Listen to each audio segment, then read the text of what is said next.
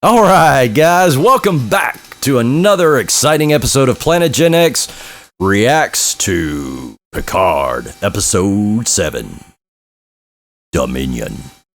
Dun, dun, dun. Yes. Here we are with another exciting episode of Picard, which starts us out in the Chintaka system, which many of you remember, Deep Space Nine. It was mentioned back then during the old Dominion Wars. They've been going heavy on the Deep Space Nine stuff here recently. And I love how every time we see a little something from Deep Space Nine or Voyager, we get a little tidbit of the music, the theme music, just to set the mood. It's awesome. And really, the coolest thing right off the bat is we see Seven talking to old Tuvok there, man. That was pretty cool to see another familiar face we hadn't seen in a long time. Another fan favorite, too. Yeah, old Tim Russ, man. For many that don't know, he is also the guy that says, "Man, we ain't found shit in Spaceballs." Yeah, a lot of people don't even realize that. It's hard to tell, but if you go look on the internet, you'll find a side by side. They're out there. Yeah, so during that whole thing, we hear the Voyager music, and at first we think that everything's good. It's old Tuvok for sure. Nope. Little nasty old shapeshifters, man. Well, backing up a little bit, I'm fully convinced that we're probably going to see Janeway in the next episode. Man, that would be cool, huh? They keep talking about her like, we need to talk to Janeway. That way, and it makes sense now. We need to know, has Janeway been captured by the shapeshifters, or is Janeway their last best hope? Right. Can Janeway save the day? Because, I mean, that's one of my notes. No help from Starfleet, man. That's what we're getting from this, because they said this is like our... You can tell they've done many attempts, and everybody they keep talking to ends up being a shapeshifter and ends up almost finding out where they're located, apparently. Yeah. But no help from Starfleet, so they're on their own. And then, of course, we see Data. I like seeing the old flashback of him. He mentions, because they turn him on and he thinks he's on the Scimitar. Well, he's like, is this the Enterprise? And it's the Scimitar. So that was a little nice reference from Nemesis, where Data passed away last. If y'all remember, kind of lets you know that it's from his download into before. Right, yeah, because Data's died already. Another copy of Data that Soong had in the previous seasons, where Picard had killed him off in that construct he was in. So yeah, this is probably as close to the Data that's the real Data.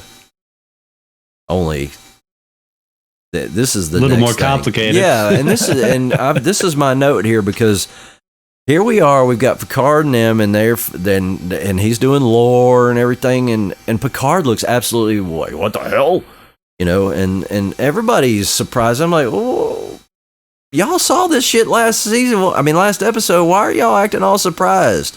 He had lore in him. He had Soong. Him before. It was all in there last episode. What the hell is all this surprise from all of a sudden?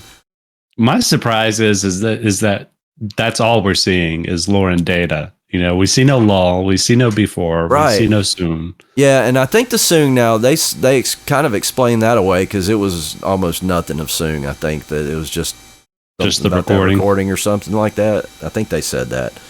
Yeah. Lull, I don't know what the deal is there. Before, he was an idiot. I'm before. Yeah, but he did do B4's face, right? though. He was in Data, and he made B4's face, and I said, why did he just do B4's face when he's talking like Data? Right. Yeah. So maybe that was just Spiner's way of saying, oh, he's in there. I'm letting you see him in there. You got ghosts? No, I got people trying to phone me while I'm broadcasting. Oh, I see it vibrating. Yours doesn't cut it off. Mine cuts it off to where people aren't allowed to cut. Yeah, I can see it vibrating your screen. It's going, I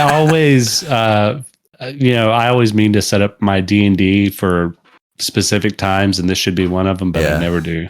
Wow. What are the odds? Hopefully they don't get like me and like serial call you. Right. But yeah, I was like, why are they so surprised? It just seems weird that they forgot they saw him last episode or something. I don't know. But then we're finding out that Irumodic syndrome may not have killed Picard for one, and may not have been anything to do with any of this. Now, my first thing is, well, before I get to that, just after the Ironic syndrome, so now we don't know why Picard was even dying. So what's up with that? I wonder if that's why. Obviously, it's why they're still in the body. They think it's for a clone. I don't think so. Maybe it's because they want to know more about what's going on with Jack or whatever Jack is. Well, I mean, as far as I know, what do we know of Picard's lineage? We know something about he has family in the vineyards of France, right?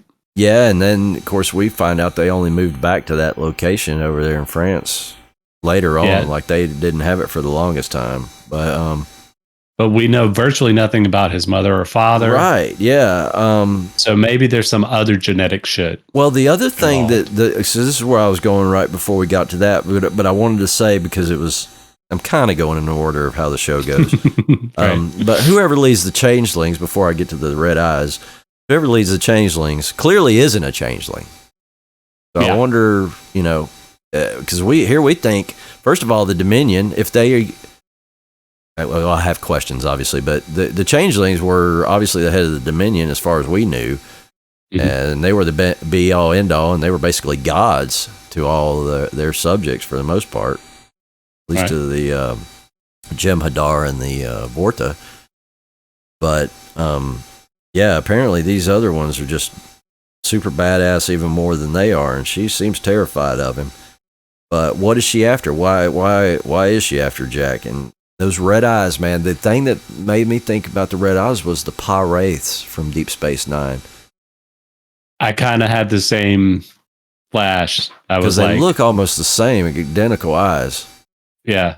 I'm sure it's just I don't know. It could be an intention, a misdirect, or it could just be like a post effect thing, whatever.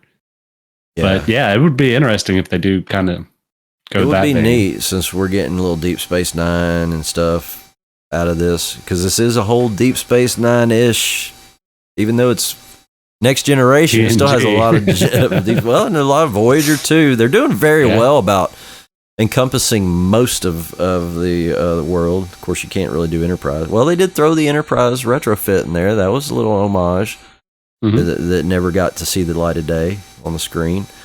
And we see he's telepathic. So I don't have a clue other than the Pah-wraiths. I don't know. It's just weird that they really didn't. They should have shown a little more of that, in my opinion. Giving us a little bit more clue to be able to work out that it's going in that direction. Yeah, I feel like, because we're almost at the end, and dude, they're gonna wait till the last minute to give us the payoff, which kind of sucks, man. I wish we had a little more to go by, but then we get to Lore busting out the chaos. That's what I wrote down too before it was even when she said, "Why is he doing this?" I literally wrote down chaos before Geordi did. He loves the chaos. Yeah, man. That's just what Lore does. He just wants to have. He's bored. He's ADHD. He wants to have a good time. He's a little kid on the sidewalk with a magnifying, burning up ants. You're right. Exactly. Of course, they talk about the cure back in the old DS9 days that they had come up with a cure, but Odo was their history shows. Well, Starfleet gave up the cure, but no, they didn't. It had to be stolen from Section 31, and he took it back, and it was really him that ended it, and that's what Baddock's so pissed about, because the fact they did. That's one of the things. Yeah, she was experimented on with her whole little test tube babies. That was 9 others. Now I didn't realize that all those. They made mention to it, like Picard made mention about the goo in them, but I didn't realize that all the little guards around her were all shapeshifters too. Because I just thought they were just hired guns. They're all speaking some weird language. We've never heard the changelings speak some language other than English. So why would I assume that's anything but? So that was a little weird. To me, they bear much more of a resemblance to the mysterious face in the dish than anything else. So I'm wondering what that is, what they're taking from to establish that form. Yeah, I wonder that as well. And maybe they just did it to look like a crew of something. I don't know. You know, she's got the ship. They need to look like a crew of something. So maybe they want to look like pirates of some kind. Maybe. Yeah. But yeah, we learned that she was experimented on. She took over her experimenter. We got to see Amanda play a human. Yeah. And that was called Project Proteus, which has, I believe Proteus was a shapeshifter, wasn't he? Well, Proteus was a Greek? Yeah, it's Greek mythology, I think. Well, it's Greek or Roman. I sometimes get a few of them confused, and it's usually the lesser ones. But he had the ability to maybe take on the form of elements. Yeah, and water was a common one. So kind of shape-shifting type deal. Yeah. Why do they want to be attacked? Why do I have that written down? Oh, yeah, like they're in the cutoff with the shields. Geordi's daughter and Jack. Right. It's like, why aren't you standing there with your gun ready as soon as that thing comes down? They literally have phasers. The shields come down. The guys rush it. They don't have their phasers up. They don't try and take a shot. And so I had to, why are you wanting to be attacked? Why are you waiting to be attacked? Right. It just, I don't know, it bothered me. It was just, it was one of those things. I don't know. I guess it had to be that way. I often say, like, I guess it had to happen or they wouldn't have made the show. You know? Right. One of those things. It's just so you have to suspend disbelief so much that either the show couldn't be made or you had to suspend disbelief. But anyway, overall, I mean, a pretty good episode. It kept things moving. We still have questions. Despite the action, go ahead. Well, I was just going to say, if I'm honest, for a 7th episode, like the last 2 episodes for me usually are the best, and this was not a last episode for me, last 2 episodes for me. I completely agree. Despite all the action that we kind of had it, not at the very beginning, but pretty close to the beginning, we had the little chase through the corridors, all that. Yeah. It just felt a little slow, right? Yeah, man. I mean, like, so that just leads me to believe that they're going to have to cram everything in this last episode. Yeah. And that sucks, because if you're going to do any cramming, you need to cram it in the last 2. And you didn't do much cramming in this, other than a little bit of exposition with Amanda Plummer's stuff and her backstory going on there. That's about all we got. Somewhat interesting. It was interesting to see her play, this captured being that was cool, right? She was cool with it. It's just like, that